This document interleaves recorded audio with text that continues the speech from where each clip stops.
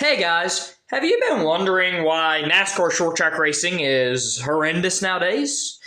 Well, I have a solution to our problem in today's video and how NASCAR can fix the short track package. Right here in 2024 at Martinsville, the racing was horrendous. It was a freight train.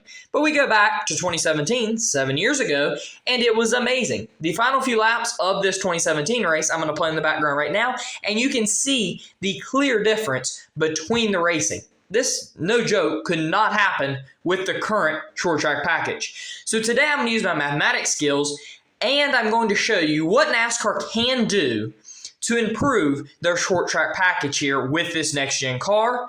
And we're going to go over what they can do. It's a lot that they can do and they must do something about it. The intermediates are great. We don't need to ruin that, but the short tracks needs to be revived here with the next gen. A few moments later. These photos are from Auto Racing Analytics.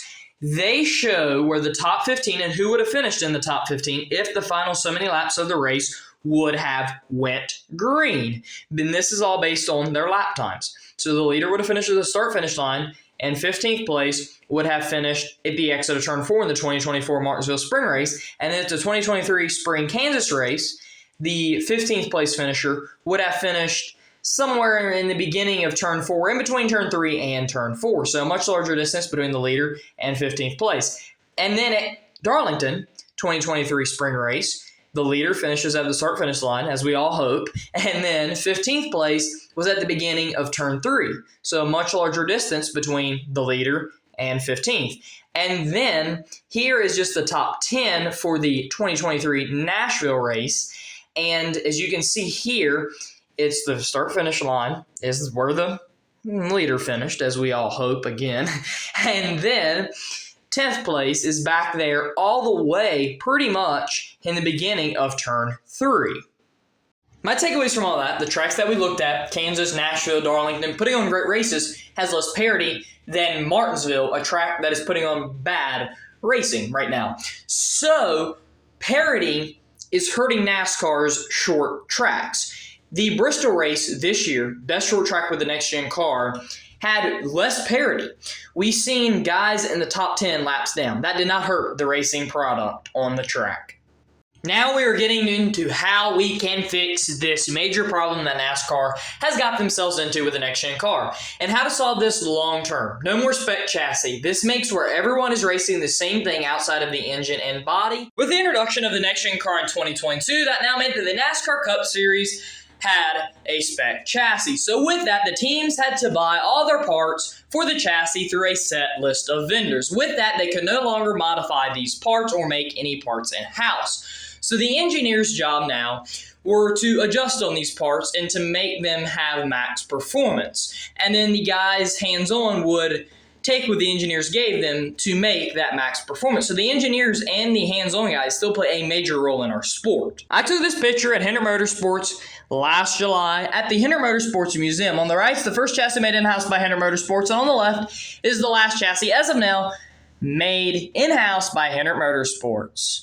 So the reason I think in-house chassis will make the short track racing better is because it will allow for more innovation, and the parts will be different, which will allow for less parity, and the racing product, as we've seen, will be better with less parity. The next-gen car's goal was to cut the cost, and it has not done so, so it's no reason for NASCAR to continue spec chassis.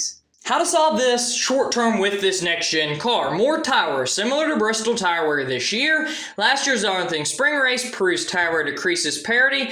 Bristol Spring of this year also proves this by only 5 cars finishing on the lead lap, yet it was still a great race.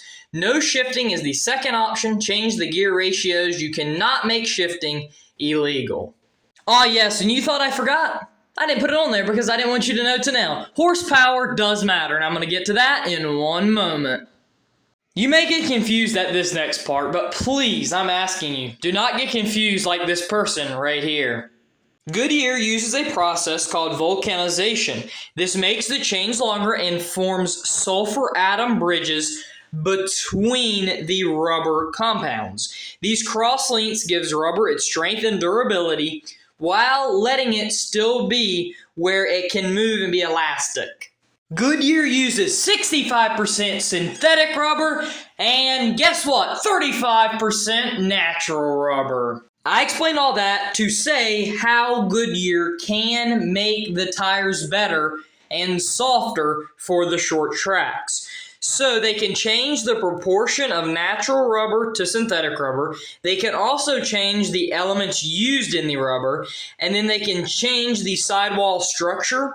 They can mold the tires using a different shape. And then the vulcanization process can be changed. All of these things they can do to make a softer tire that could run and could be better at the short tracks. NASCAR needs to look into changing the gear ratios for the short track package.